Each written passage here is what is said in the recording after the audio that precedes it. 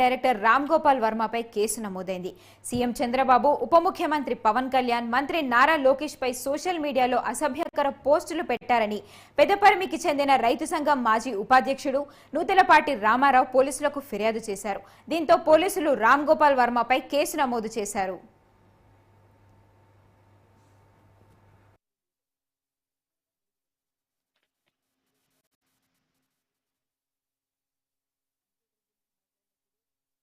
నేను వాట్సాప్ చూస్తూ ఉన్నాను. ఏం ఫోటోలు వచ్చినాయి, ఎవరెవరు ఏం పెట్టారని చెప్పి చూస్తూ ఉంటే మా అమరావతి సాధికులు దాంట్లో రామ్ గోపాల్ వర్మ అనే అతను మా ముఖ్యమంత్రి చంద్రబాబు నాయుడు గారిని, మా ఉప ముఖ్యమంత్రి పవన్ కళ్యాణ్ గారిని,